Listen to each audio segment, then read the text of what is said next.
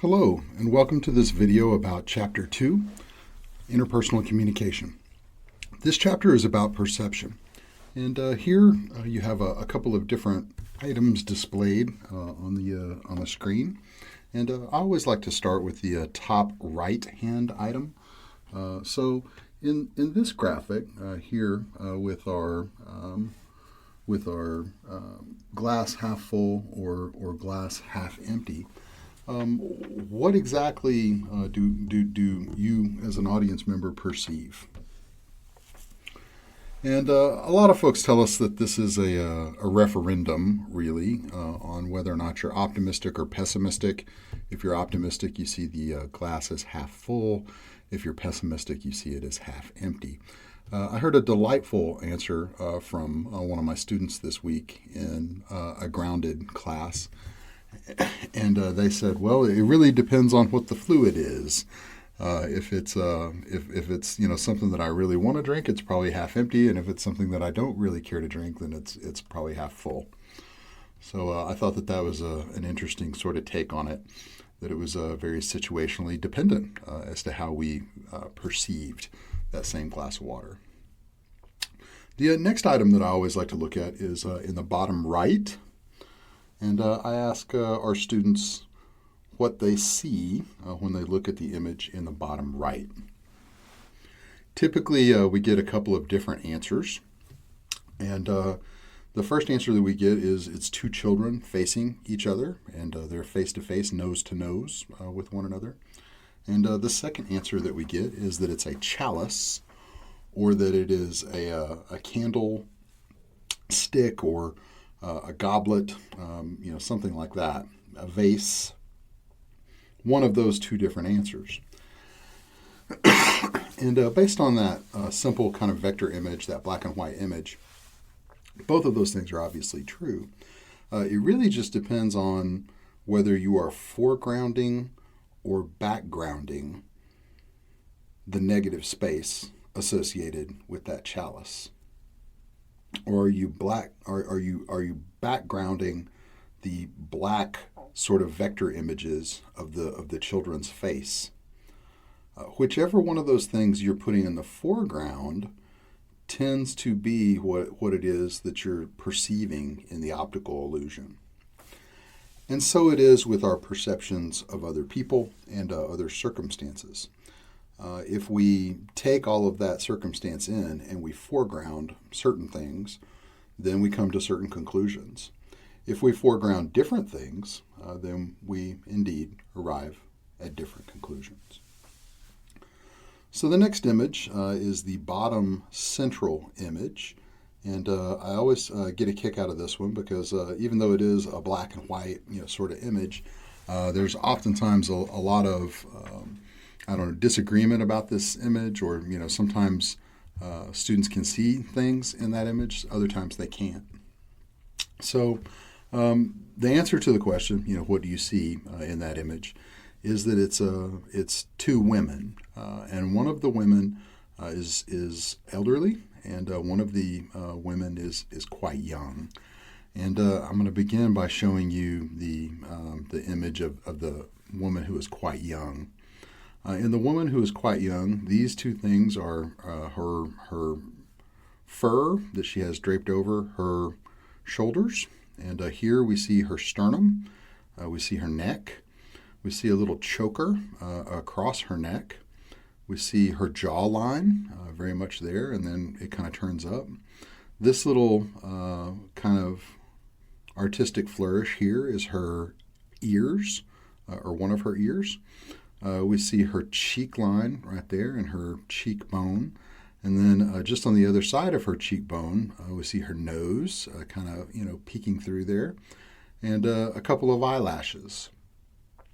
This is her orbital, socket where her eyes are, and then that's her forehead. And this is the hair on her head, and this would be, some type of a covering that she's wearing over her head. This would be a feather that's coming up out of the middle, essentially, of her forehead, or out of the middle, of how she's facing. In this image, we are looking at her left cheek, and her left jaw and the left side of her neck. And she is facing away from us, looking at something over here. So that's the young woman. Usually people can see one or the other. They can see either the young woman or they can see the old woman, but they can't really see both. We have also an elderly woman in this same image. And in the elderly woman, this artistic kind of flourish is the edge of her chin. And she has a very sunken mouth. And she has kind of some paper-thin lips. And this is her nose. Right here is where her nostrils would be. And this is her nose. That's her eyes, and we see a circular eye socket, and then we see, inside of that some pupils. And then, of course, she has hair, and then she has something over all of that. And the little feather in her headdress would be, to the side. So this is a woman who is kind of facing us, and we're looking at a completely different cheek on her side. So this woman is showing us essentially, as she's kind of halfway facing us, the left side of her face, not the back side. So there's an old woman and a young woman in that photograph. And then our last little kind of visual attention getter, the last sort of thing that we start our perception lesson off with, is an image of a cat, and it appears as though the cat has a little bit different sort of shadow behind them. And I think that's a really great one for self-perception. It may be that cat really perceives himself or herself as being a lion. And, you've probably heard the old saying in the past, it's not the size of the dog, but the size of the dog in the fight, but the size of the fight in the dog. That's indicative of this as well. It may also just be that maybe the cat perceives themselves correctly, but maybe other people perceive that shadow as being more ominous or more capable than the cat actually is. So those are a couple of sort of optical illusions, sort of brain teasers, to kind of get you started thinking about perception and this construct that perceptions can be radically different, kind of depending on what you're looking at, and more to the point, what you're foregrounding and what you're backgrounding. We have a couple of other slides that sort of bring that home, some in more or less humorous ways. 6 and 9 are more or less the same, just kind of depends on which side of it you're on. This one's a really interesting one. It's very, very challenging, I think, to figure out where exactly the optical illusion is and how exactly they're teasing you in that one, but it is somewhat confusing to look at. All of this leads us to a broader sort of conclusion or a broader sort of theory, and that is how we perceive things and what does that process of perception look like, and what are the steps that are involved in that active process. The steps are listed here out to your right, and you see that you have a selection process, you have an organization process, and you have an interpreting process or an interpretation process. So you are going to select qualities of the phenomena. You are going to organize things into a cognitive schemata. And a schemata is just sort of a way of organizing things.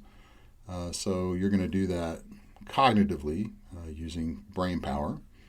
And then finally, interpretations. When we get to interpretations, we figure out what it is that we've organized, and we begin to ascribe meaning or attribute meaning to the facts that we've selected. After we've organized them, we then begin to interpret them and attribute meaning.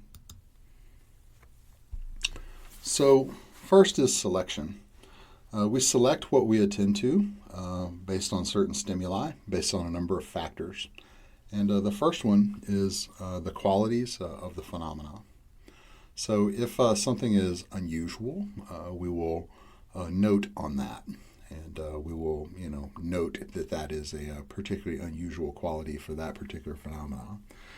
And we've all, sort of seen things that kind of looked outside of the norm Maybe you're out in traffic and you see a pickup truck that's really really elevated, almost to the point of being like a monster truck. That stands out because not all the other pickup trucks are like that. Or maybe you're bird watching and a particularly large mockingbird lands. That's a quality of the phenomena that kind of sticks out. We also tend to select in on things if they demand our attention. If they say, attention learners, then it's self-indicated that you needed to select that you needed to pay attention to it. A fire alarm beeps until you press the button. That is, something that's self-indicating that you should select that and that you should pay attention to it. We also select items to pay attention to based on our motives and our needs. So am I, attempting to support this other person? If so, then I'm going to listen to their story. If I'm trying to determine, where the source of smoke is coming from, I have, a very different, kind of motivation and need. And I may be very, active in trying to select things to pay attention to if I perceive that there's a fire.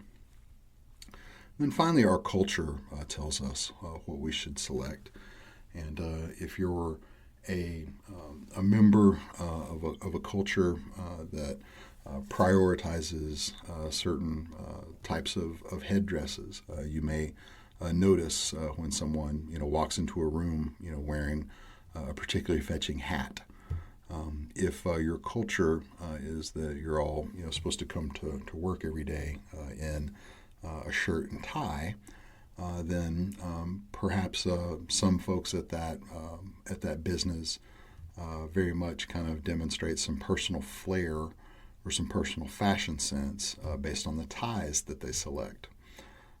So you might choose to pay attention to unusual ties if you're a member of that culture, because it may convey status, it may convey meaning, it may convey identity. All of those things would be cultural reasons to select to pay attention to something.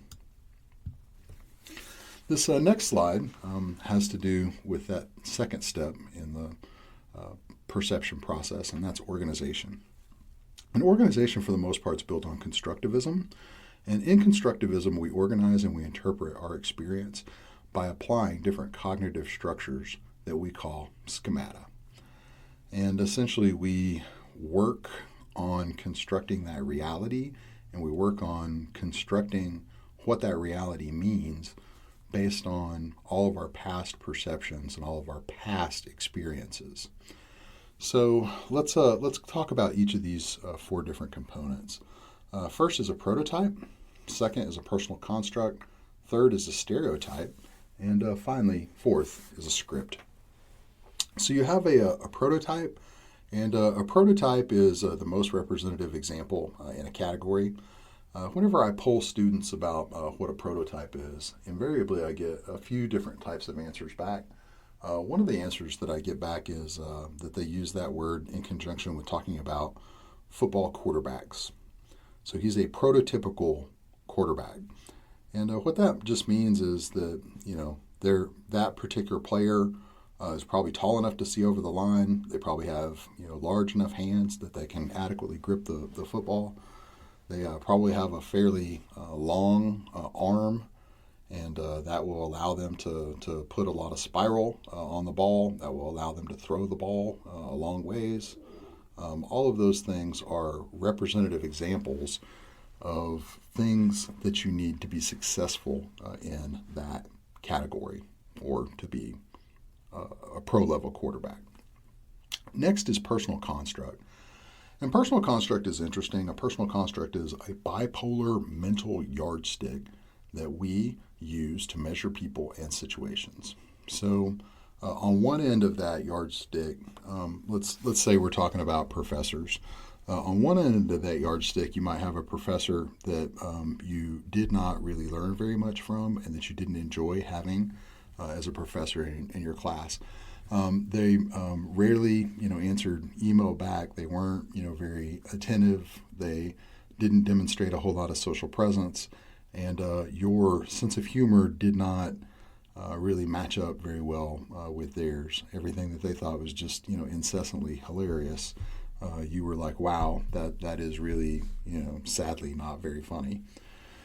So you have that person who is kind of maybe the worst college professor that you've ever had, versus somebody who you think does a great job leading a section.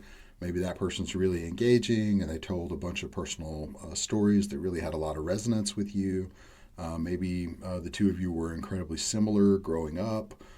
Maybe the two of you are really dialed into that subject and see it from a very similar perspective. So that person would be somebody that you really have a lot of respect for, that you have a lot of resonance with, and that would be a person who would probably be like the best professor that you ever had. So you are constructing that bipolar mental yardstick every time you're in a situation where you're evaluating a professor. And you stick every professor that you've got somewhere along that mental yardstick. And there's somewhere between that professor who you hated their sense of humor and that other professor that really just seemed to get you and that you were really inspired by. All of them fit somewhere into that personal construct along that continuum. Next, third, we have stereotype. A stereotype is a predictive generalization about individuals and situations based on the category in which we place them. So kind of keeping that professor example going, you walk into your new science class and you haven't had a chance to meet this professor yet, and they crack a joke, and it's a groan-worthy, kind of joke. And immediately you think, well, this professor probably doesn't have a very good sense of humor.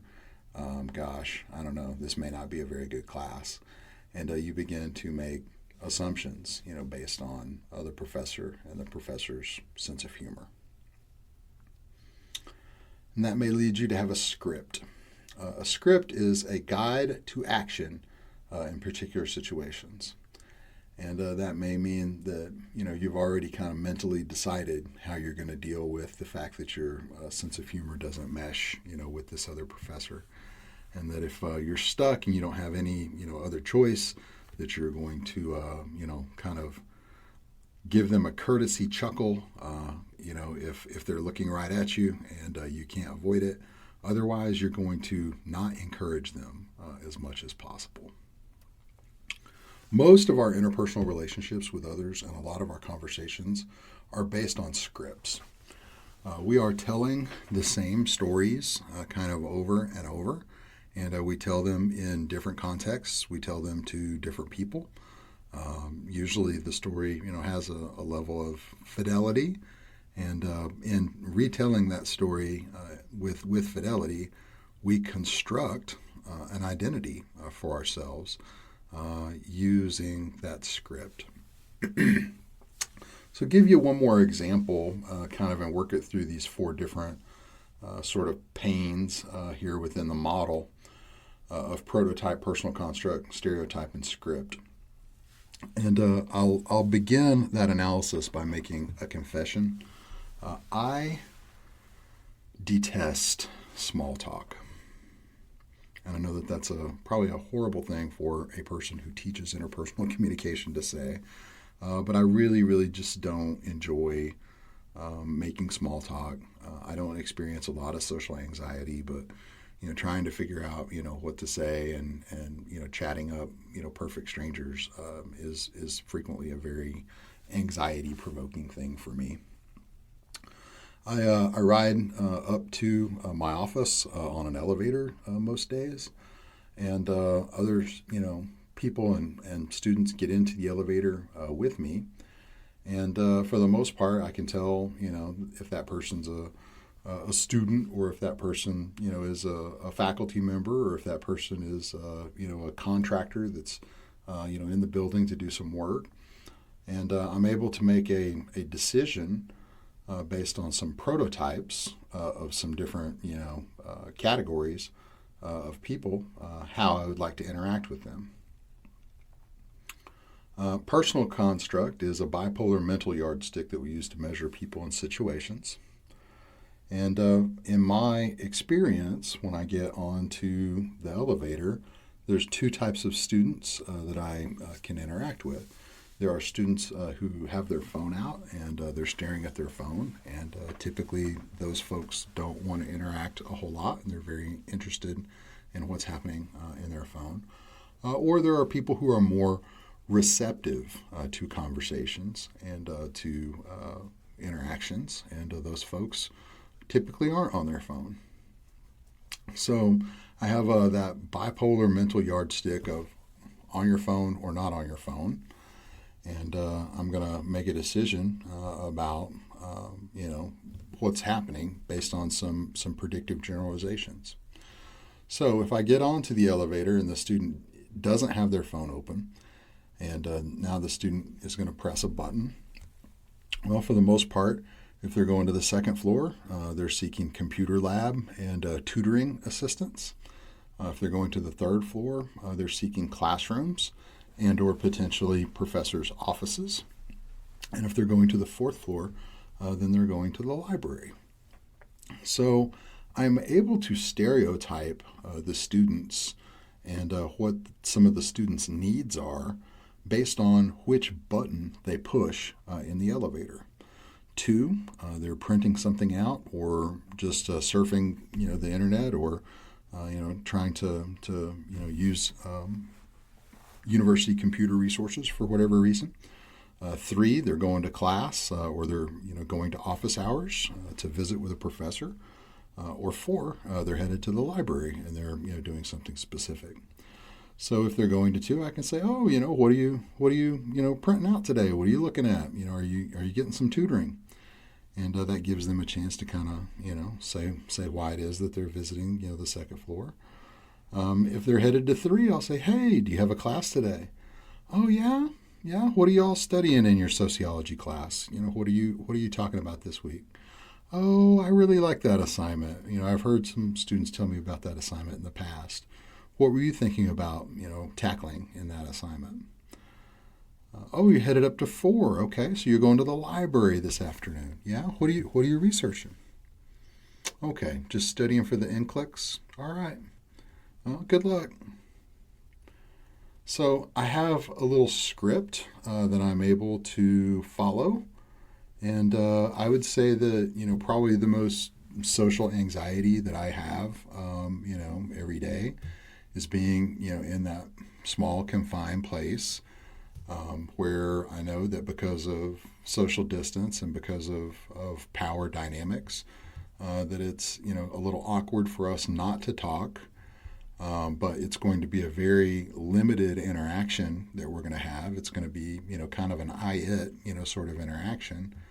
But I have an opportunity to weigh in, and sometimes I can even recommend some sources for things that they're, going to the library to research. Sometimes I can tell people, where the office of the faculty member that they're there to look for is. Sometimes I'm able to learn more about the instruction that's happening with my colleagues in their classes. And all of those things are incredibly valuable to me. Again, I'm able to manage all of that based on scripts, and I'm able to effectively navigate all of those situations because I'm able to use a prototype, a personal construct, a stereotype, and a script. Essentially, your brain is the most amazing computer in the universe. And despite all kinds of advances in AI, AI cannot do all of those things that I just described and run a ton of scripts and, have the ability to vary those scripts. And that's one of the reasons why artificial intelligence is lagging behind human intelligence in things like conversation and communication and nonverbal communication. Despite ridiculous amounts of processing power, all of these things are incredibly complex. Your brain, despite being such an amazing computer, 70% of the capacity of that's dedicated to visual processing. And we are all looking for shortcuts.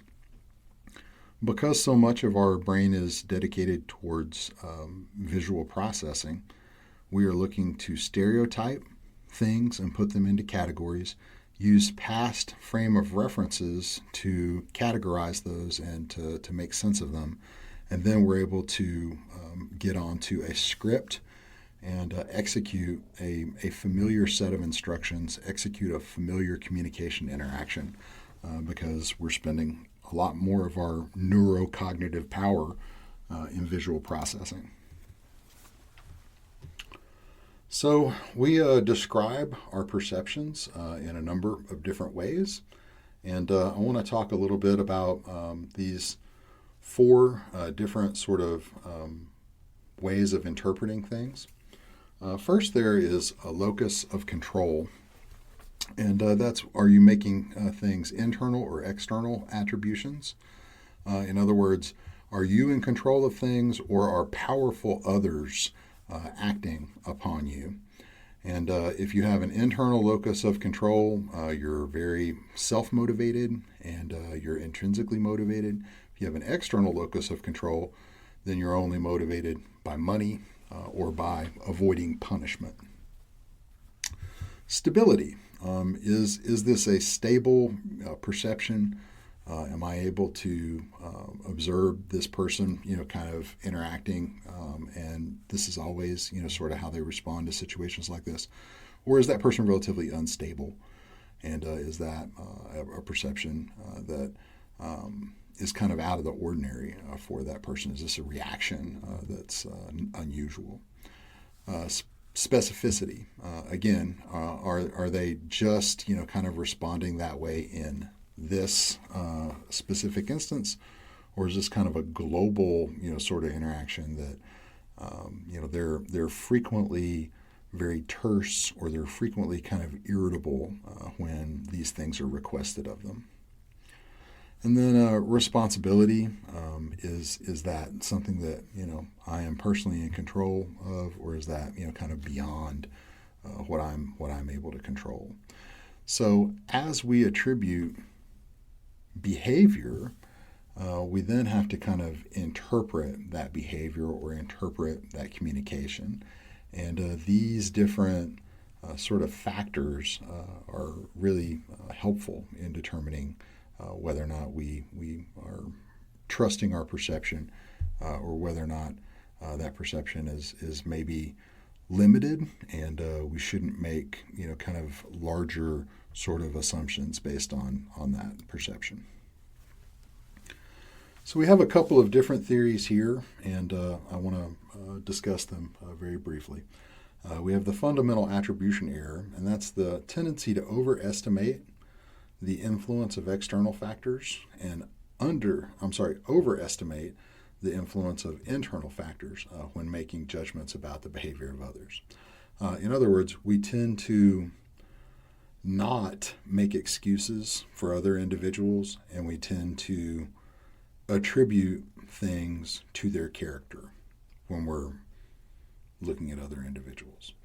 So if someone is late for a meeting, you're much more likely to overestimate the influence of internal factors when making a judgment about that, rather than saying, well, it's right around the time that classes start, and sometimes that intersection, that leads to campus can get really congested.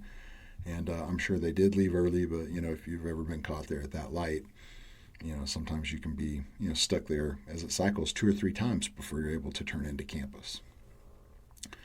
We also have a self-serving bias, and the self-serving bias is just the opposite. It means that when we're interpreting our own behavior, we tend to give ourselves the excuse. We tend to give ourselves the benefit of the doubt.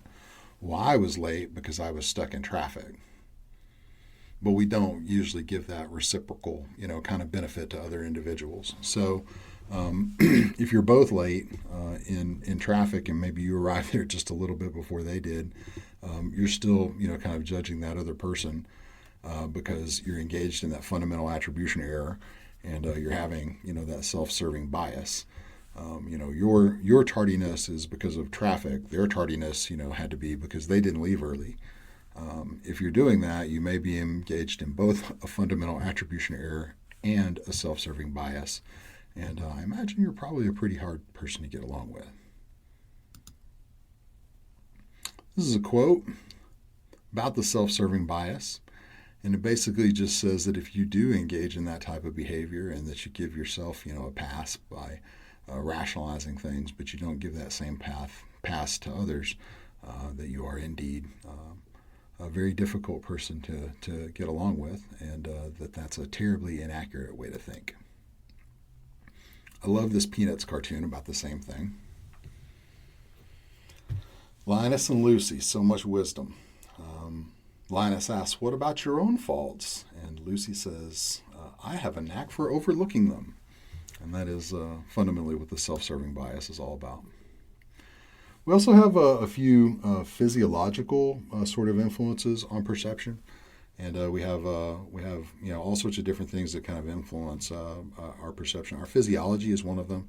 If you're in pain, if you're hurting, if you're limited by your inability to take in sensory perceptions, all of those things are going to limit the perception that you have and the quality of the perception that you have.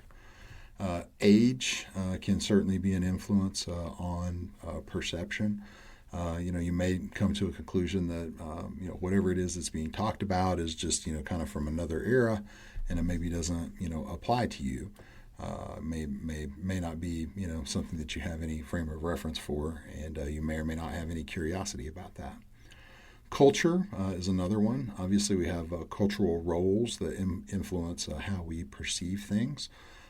Someone may perceive an action completely different if their social role is a student and they're perceiving the conduct of another student, whereas a faculty member or maybe even a university police officer may have a completely different perception of that same type of behavior. Cognitive abilities are another big one. Cognitive complexity has to do with our ability to try on, kind of different permutations of perceptions. Someone who is very cognitively complex might attempt to perceive a situation from their perspective, from the other person that they're involved in the conversation with's perspective, and maybe even from a multiplicity of other perspectives of people who may or may not even be present for the conversation. But that's cognitive complexity. Another one has to do with our person-centeredness, or our ability or inability to empathize with others. If we have a high level of person-centeredness and we're very easily able to identify with other individuals, then we're probably approaching that situation with a lot of empathy, and we're going to be able to perceive more accurately how that other person is perceiving the situation. And then finally, the self very radically influences the perception. If we are fairly rigid and we haven't had a ton of experiences, it may be impossible for us to adequately perceive someone else in a situation that we're unfamiliar with.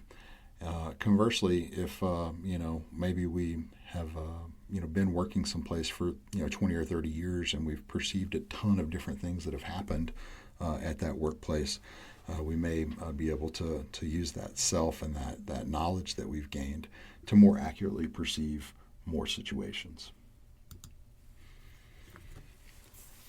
Next, we have the halo and horns effect. The halo effect is the tendency to allow the overall impression of a person or one particular outstanding trait of that individual to influence the total rating of that person. So we see this, I think, a lot in sports. That person who throws such a great spiral, there's no way that they, could have been, driving drunk, or that they're actually a domestic abuser, or that they've done, other things that are inconsistent with this other thing that you hold them in high esteem for. So we have a halo effect, and we tend to overestimate people's goodness based on the fact that they're, really good in another realm. Negative effects are essentially the horns effect, and that is just kind of the opposite of the halo effect. We have a tendency to really downgrade everything that person does because we perceive that they have done something incorrect in the past. So it's a negative impression that's formed, based on a perception of our less favorable traits. And if you're, the black sheep of the family, that probably, sounds really familiar to you. You really can't do anything right because you are perceived as being, really flawed and perceived as being, the person who always kind of messes things up. And the reason for this is because we really want to perceive constancy in people. If people are, always changing and always evolving, then it's really difficult to put them in a box, and it's really difficult to stereotype about them, and it's really difficult to make decisions about our future level of interactions with those people if they're constantly changing. And essentially, this is just a simplistic, kind of version of implicit personality theory.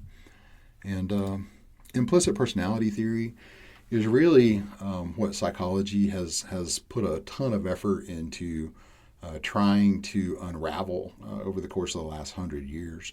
There's been massive improvements in statistical analysis and in all sorts of things based on scientists and behavioral science theorists studying implicit personality theory. And they've come up with this Ocean's personality. And OCEAN is just an acronym for open, conscientious, extroverted, agreeable, and neurotic. And for the most part, we have been developing those bipolar mental yardsticks around all sorts of facets of extroversion, around all sorts of facets of conscientiousness, around all sorts of facets of neuroticism. So we are attempting to accurately measure and depict what human personality involves. And that's one of the fundamental things that they're attempting to learn about human personality. And they feel like they're getting closer every day. Despite all of that, all of us are just kind of a complex amalgam of different positive and negative personality traits. And Norman really did a lot to move that forward in 1963 when he came out with this Ocean personality sort of big five, kind of containers. And he said that all of these smaller, sort of variables were things that we could look at to determine whether or not someone was extroverted. And if they're not extroverted, then they're introverted, and we can begin to develop some of those bipolar yardsticks and start to make, kind of some informed decisions about different topics like extroversion, agreeableness, or conscientiousness, emotional stability, and that was kind of the neuroticism one, and culture. That's the open one. So we make all of these determinations, based on different levels of implicit personality theory. And if you've ever taken like a Myers-Briggs test or something like that, Myers-Briggs is a great example of this implicit personality theory, kind of at work.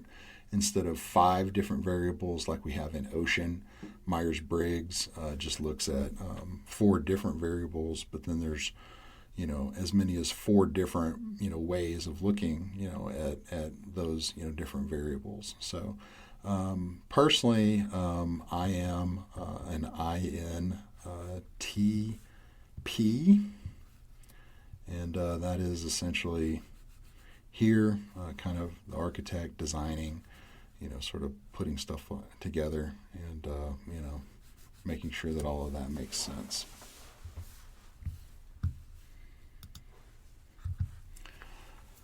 So we'll conclude here with some guidelines for improving your perception. First is recognize that all of your perceptions are partial and subjective.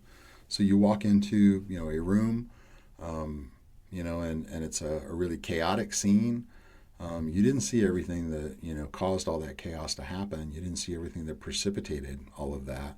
You are just getting a partial snapshot, essentially, of what's happening now. That's really all you can get. The next is avoid mind reading. You may think that you know what's going on, and you may think that you know what some other people's motives or agendas are, but it's always great to stop and ask some questions. And if other people will interact with you and contribute to your perception will profit for that. Check your perceptions with others. It may be that you've developed this kind of changing perception about something that's happening at your workplace. You might ask other people what they think about that, and if they're perceiving that situation the same way you are, then chances are good that your perception is correct. But not infrequently, you can ask other people if your perceptions align, and they may push back on your perception and say, "Oh gosh, I didn't perceive it that way at all. This is kind of how I took it." And well, that this is happening with them. "Oh no, you didn't." Well, doesn't that make more sense now? So you have a chance to kind of check that perception, and it really helps you from developing faulty perceptions of the behaviors of others. Next, and this is very important, distinguish between facts and inferences. What do we know 100% is true, and then what is what we're interpreting from this situation. And if you can just base your perception based on those facts, that's usually a much more accurate perception. Guard against that self-serving bias. Don't give yourself the benefit of the doubt and not give it to others. Guard against that fundamental attribution error. Make sure that you're not being overly harsh critic of others. And then finally, monitor your labels. And I would encourage you to monitor your labels as you interpret things, as you kind of organize things.